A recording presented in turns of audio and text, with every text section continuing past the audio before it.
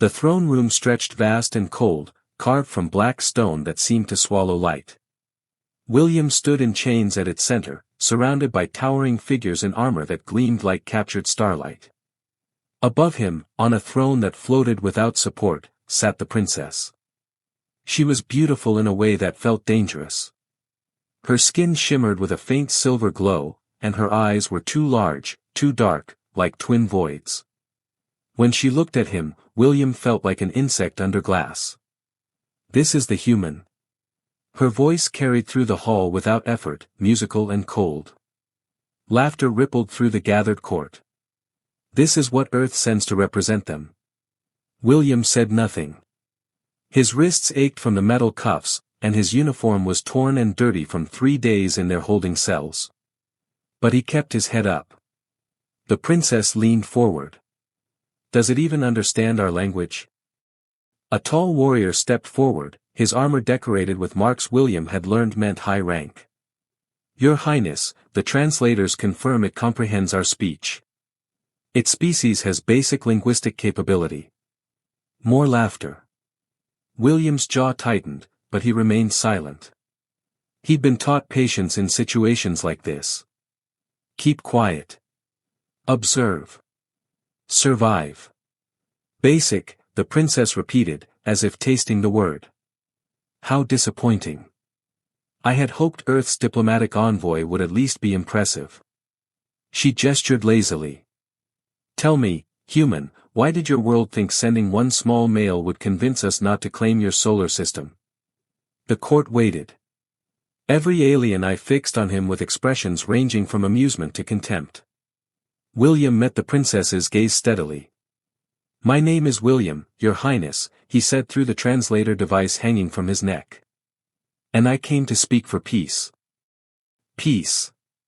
The princess rose from her throne, descending through the air as if walking down invisible steps. She circled him slowly.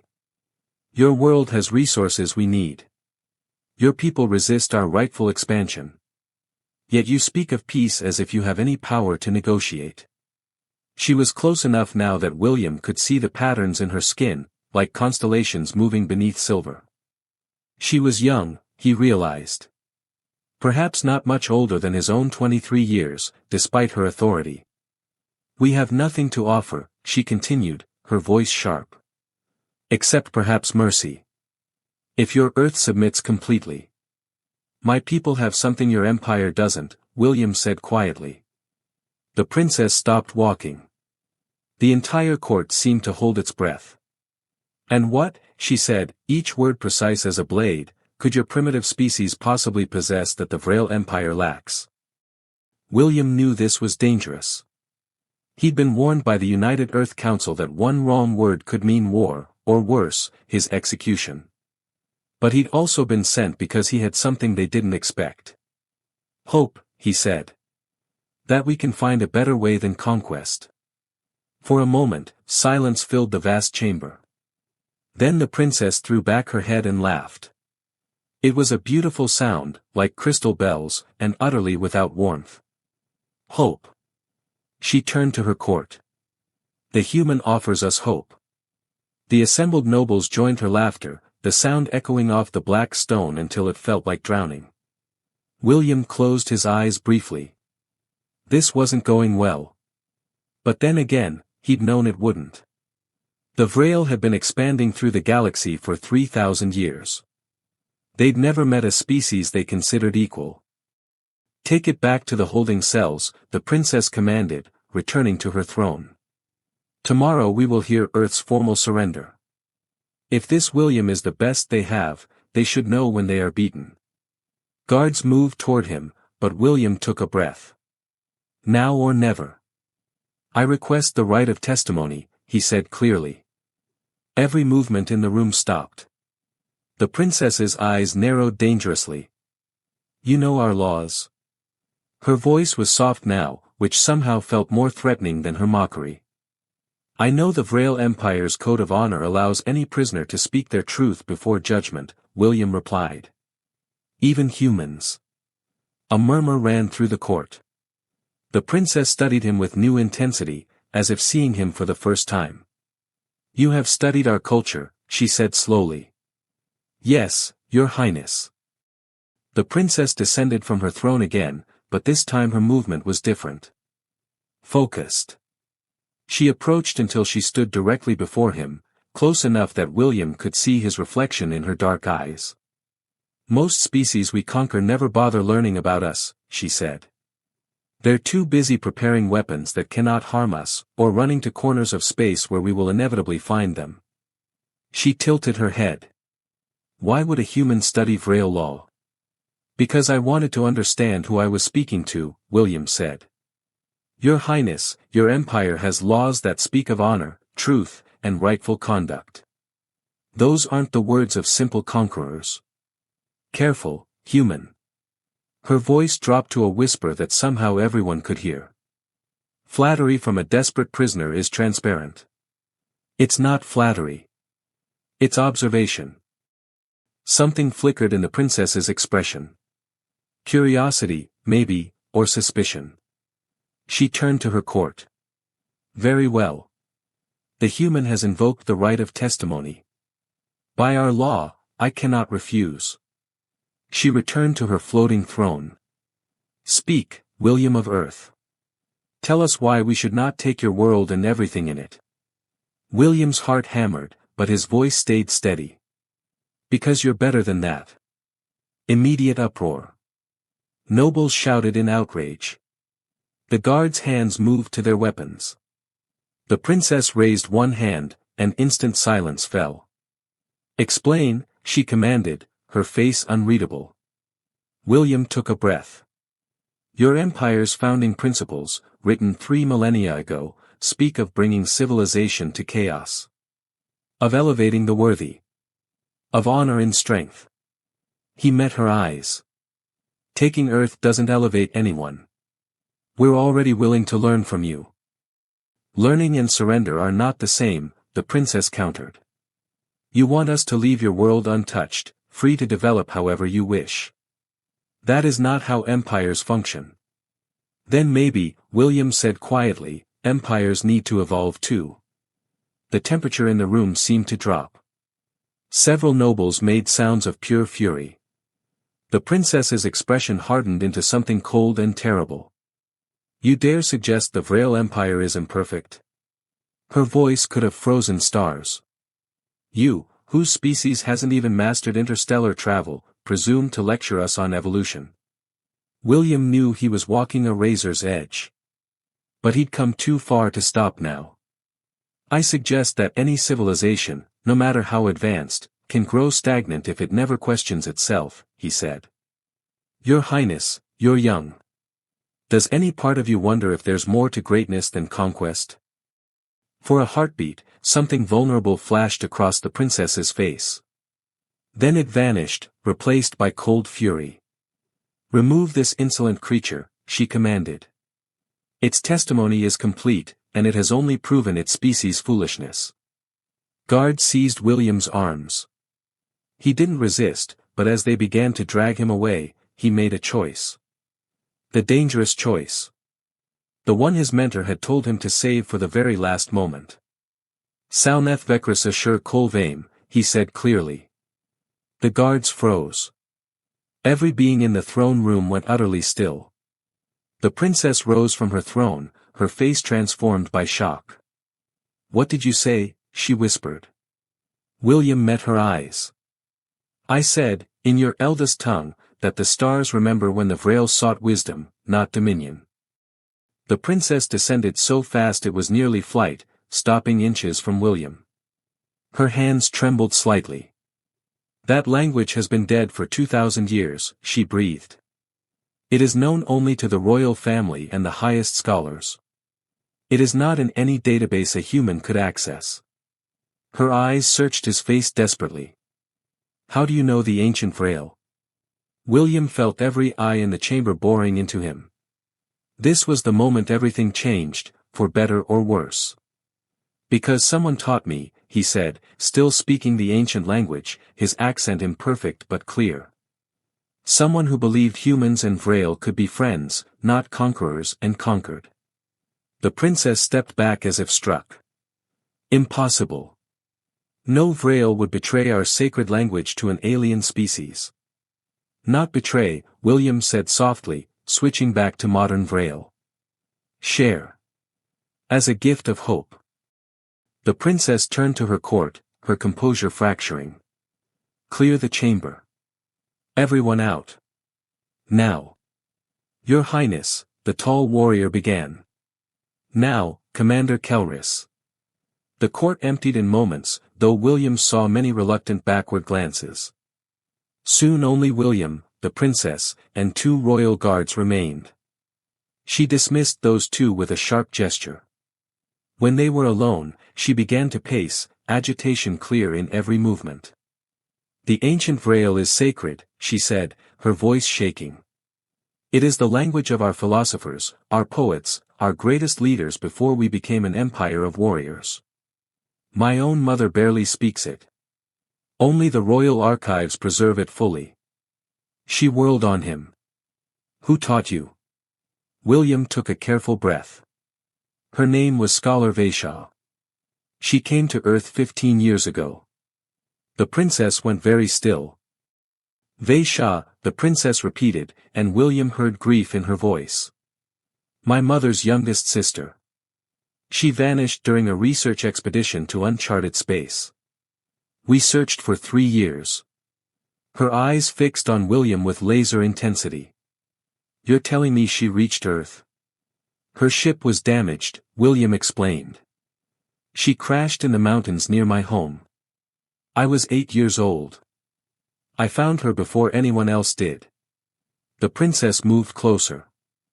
And I helped her hide while she repaired her ship. It took 2 months. During that time, she learned our language, and I wanted to learn hers. William felt the memory warm him even now. She was kind. Patient. She said I reminded her of someone. Her son, the princess whispered. Lost to plague when he was young. Tears glimmered in her dark eyes, though she blinked them back. Was she well? She was brilliant, William said honestly. And lonely, I think. But she never complained. She told me stories about the Vrail, about your worlds and your history. He smiled slightly. She said your people used to believe that understanding between different beings was the highest form of intelligence. The princess turned away, her hand rising to her face. For a long moment, she was silent. That was the old way, she finally said, her voice thick. Before we learned that the galaxy respects only power. Vaisha never accepted that change. She argued with my mother constantly about our expansion policies. She looked back at him. Is that why she taught you the ancient tongue? To send you here someday? She taught me because she believed in what it represented, William said. Wisdom. Connection. Growth. He paused. Before she left, she told me that if Earth ever faced the Vrail Empire, I should remember what she taught me. The princess walked to a window that showed the stars beyond, her silhouette small against the vast darkness. I am called Siraeth, she said quietly. Vaisha was my favorite aunt. She used to tell me the old stories, the ones about Vrail who explored not to conquer but to discover. A bitter laugh. My mother called her a dreamer. Weak. Unfit for our age. You loved her, William said gently. I did. Siraetha's reflection in the window showed pain. And when she vanished, I hardened myself. Decided my mother was right. That love and hope were weaknesses our empire couldn't afford. She turned to face him. Yet here you stand, a human who speaks my aunt's favorite language, asking me to choose a different path. William took a small step forward, chains clinking.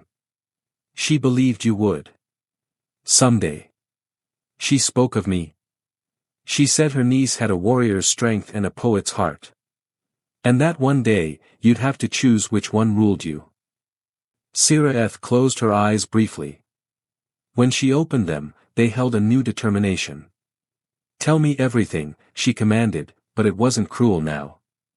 Everything Vaisha taught you. I need to know if you truly understand what you're speaking, or if you merely memorized sounds. For the next hour, William spoke. He recited poetry in ancient Vrail, discussed philosophical concepts, explained the historical shift from exploration to empire. Siraeth questioned him relentlessly, testing his knowledge from every angle. Finally, she stepped back, wonder clear on her face. You actually understand it, she breathed. Not just words, but meaning. Context. Vaishya spent years teaching you. She visited 3 more times, William admitted. Always in secret.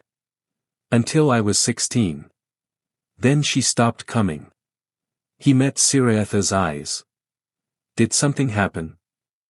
Siraeth's expression darkened. My mother discovered her unauthorized visits to developing worlds. Vaishya was forbidden from leaving our home planet. She spent the last 5 years in the royal archives, still arguing for a different future. Siraeth's voice softened. She died 6 months ago. Her heart simply stopped. William felt grief hit him like a physical blow. He'd wondered, hoped, feared. Now he knew. I'm sorry, he whispered. As am I. Siraeth composed herself with visible effort. She left writings. Arguments against our expansion. Pleas for cultural exchange instead of conquest. My mother nearly burned them all, but I. She paused. I kept them. I couldn't bear to destroy her last words. Why? William asked gently. Siraeth met his eyes. Because part of me wondered if she was right. If we've lost something vital in our rush to dominate. Siraeth began to pace again, but thoughtfully now, not in agitation. Here is my position, William of Earth. I am the crown princess of the Vrail Empire. In 3 years, I will be empress. My people expect strength, expansion, glory. She stopped pacing. If I show mercy to your world, many will call it weakness. Some will challenge my right to rule. But if you show wisdom, William countered, some will remember what the Vrail once valued. Some, Siraeth agreed. Not all. Perhaps not even most. She turned to him fully. If I choose this path, if I make Earth a partner rather than a conquest, I risk everything. Civil war. Assassination. The fracturing of an empire that has held together for 3 millennia. William understood the weight of what she was saying. I'm not asking you to destroy your empire. I'm asking you to transform it. Transformation is a kind word for revolution, Siraeth said dryly. But perhaps. She trailed off, thinking hard. Then her eyes sharpened. There is a way. Difficult. Dangerous. But possible. Tell me. The conclave of heirs meets in 2 days. Every noble family with a claim to influence will be there, including my mother the Empress. Siraeth's expression grew calculating. By tradition, any heir can propose a challenge of vision, a test to prove their worthiness to lead through wisdom, not just strength. And you'd propose what exactly? That we try Vaishya's way. Make Earth our first true partner species. Share technology, culture, protection, in exchange for Earth's loyalty and resources freely given, not taken by force. She looked at him seriously. But to prove this is wisdom and not weakness, you would have to demonstrate that humans are worth this unprecedented honor. William's pulse quickened. What kind of demonstration? The trial of understanding, Siraeth said. An ancient practice, unused for centuries. You would face the conclave and prove your knowledge of Vrail culture, history, and philosophy. Answer challenges from our greatest scholars. Show that a human can truly comprehend what it means to be Vrail. And if I fail? Then Earth is conquered, and I lose all credibility. My mother will rule for decades more, and our empire continues as it has. Siraeth's eyes held both hope and fear. But if you succeed, we establish a new precedent. The first alliance between Vrail and another species. The first step toward the empire Vaishah dreamed of. William thought of his home, of billions of people who had no idea their fate rested on this moment. He thought of Vaishah, patient and kind, teaching a child about stars and wisdom. "I'll do it," William said. "But I need one thing from you." Siraeth raised an eyebrow. "You're a prisoner making demands." "A request," William corrected with a slight smile. "If I'm to represent Earth properly, I need to not look like I've been in your dungeon for 3 days. And these chains should probably go." Despite everything, Siraeth almost laughed. "Bold of you." But she moved to him and touched the cuffs with one finger. They sprang open, falling to the black stone floor with a clang. "You'll be moved to guest quarters. Bathed, fed, given proper clothing." "Thank you, Your Highness."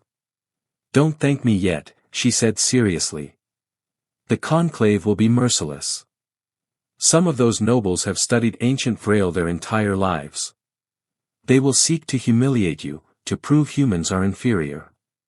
She paused. "And William? My mother will be the harshest judge of all." The next day passed in a blur.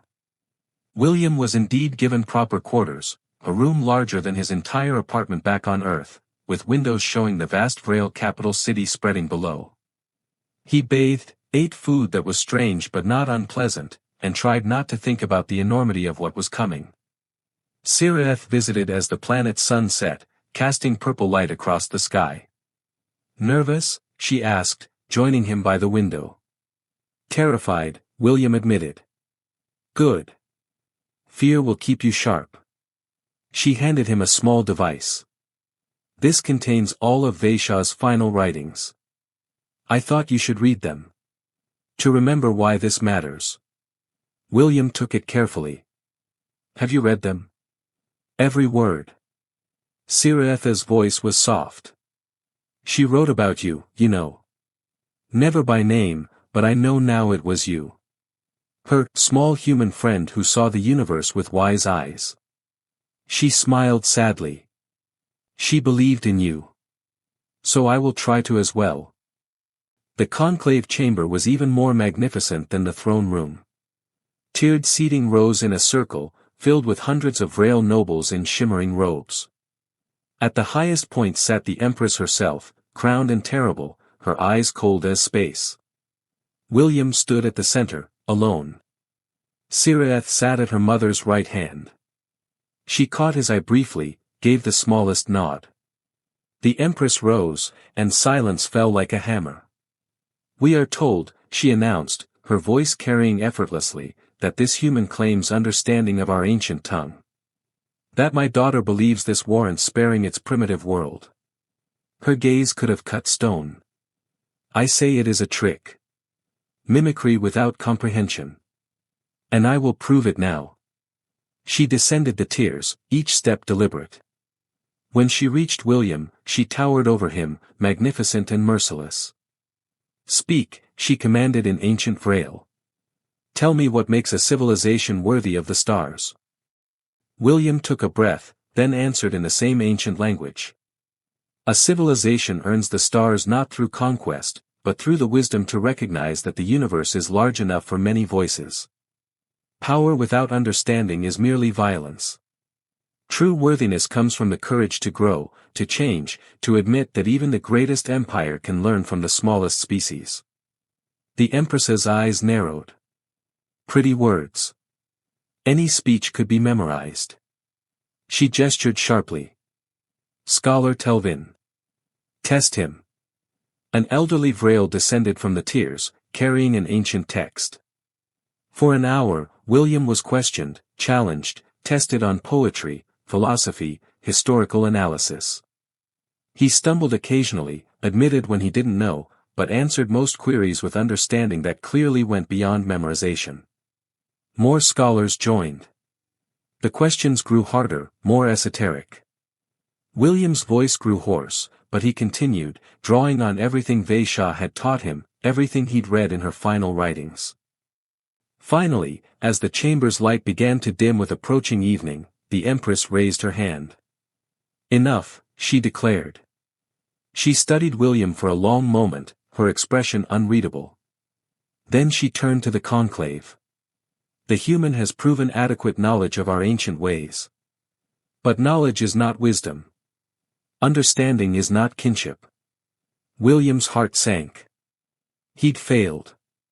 Earth would fall. But then Siraeth stood. Mother, Empress, with respect, I disagree.